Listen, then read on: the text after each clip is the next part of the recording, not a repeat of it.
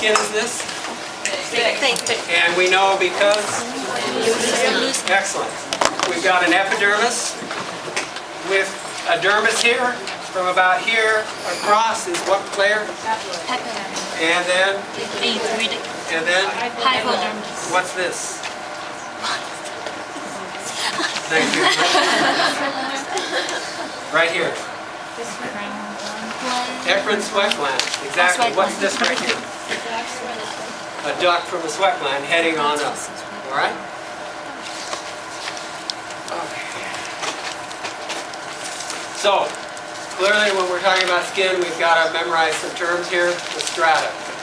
We've got what? Starting from on top of the dermis, the stratum basale or germinativum. Both of those are relatively descriptive, because this is the mitotic layer, so germinal layer, or basal layer. Then, and the basal layer is just that one cell that's in contact with the dermis. Every layer above, or a way of looking at it, the daughter cells, because these cells divide to produce the cells up here. Between here and this layer are the stratum spinosum, and you can probably just hallucinate. Look at the intercellular space here. It's got these little hatch marks coming across it. That's that desmosome. It's tacking things together. You process the tissue, it shrinks. All right. So this layer is the. All right.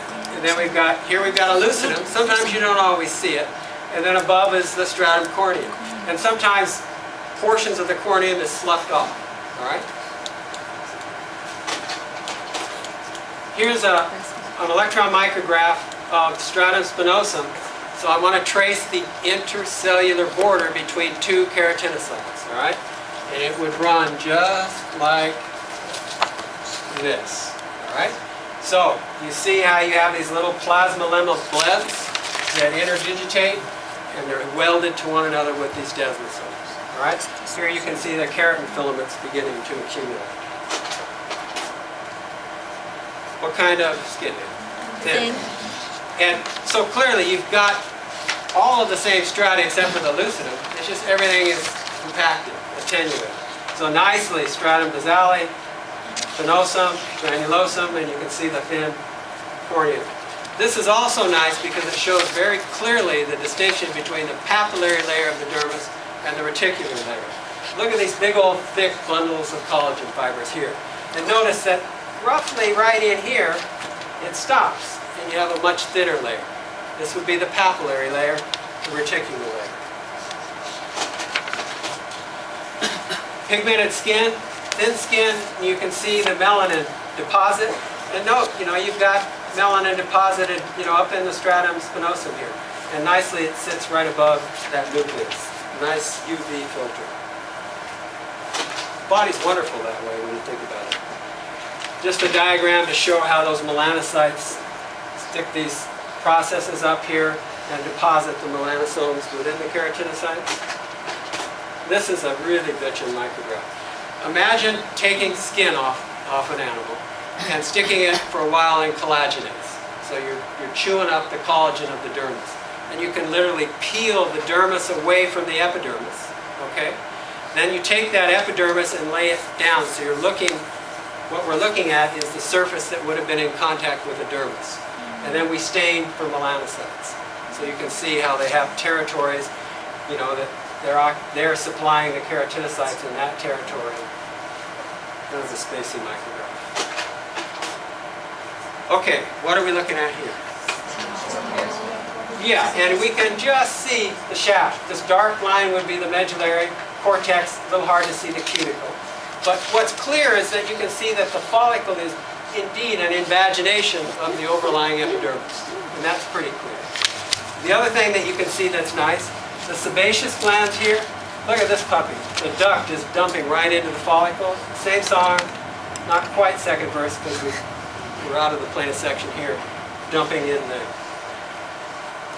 All right, and clearly you can see the papillary layer, the reticular layer of the dermis.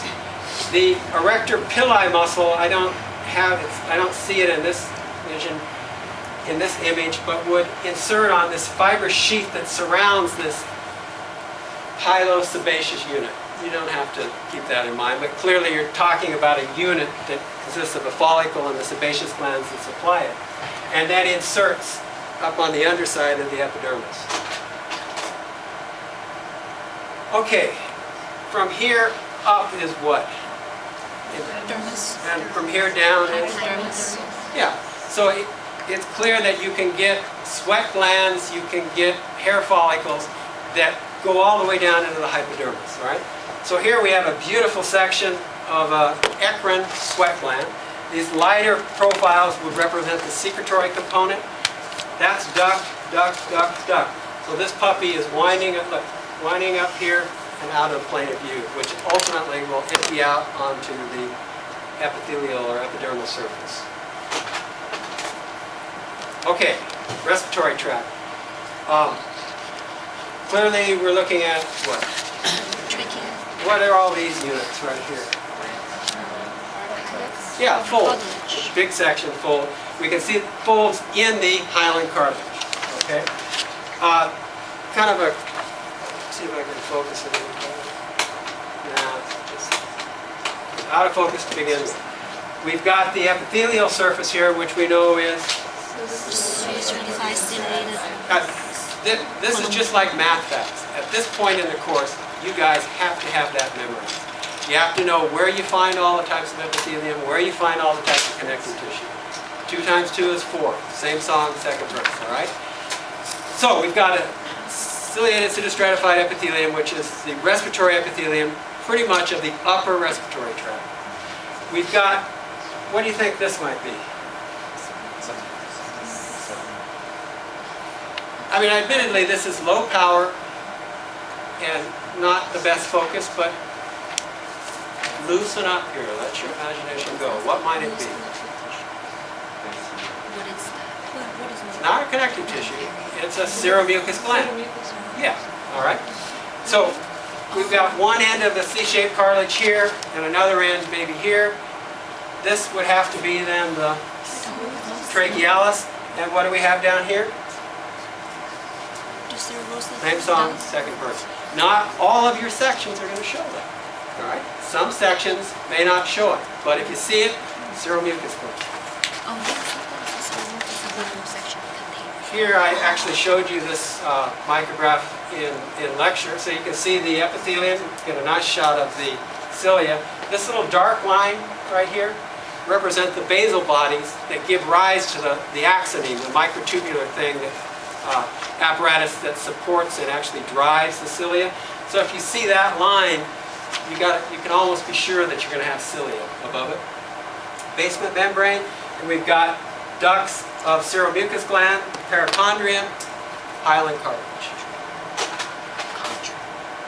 Okay, so there were very few of you that had the privilege of having a slide that showed you something like I've laid out here in a diagram. Okay, so I've said to quite a few of you during class, let me say it to all of you now. What do I expect when it comes to lung?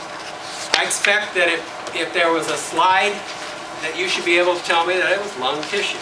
All right? I expect that you should be able to recognize and identify an alveolus on a glass slide. I expect that you should also be able to recognize a bronchiole. All right? If I want you to tell me that this is a terminal bronchiole and this is a respiratory bronchiole, I am going to provide a micrograph that shows it. All right? Which is to say that I expect you to have those concepts in your head. I'm not expecting you to make this kind of discrimination on a glass slide. Although I think Josh was telling me Christine's slide had a beautiful respiratory bronchiole, even an alveolar duct. So if you're interested, mob Christine. Here is, not a great micrograph. Clearly we've got what here? Yeah, bronchiole associated with the pulmonary artery. Remember that if you see a bronchiolar profile, you start looking for a vessel associated with it, because the pulmonary artery runs in parallel to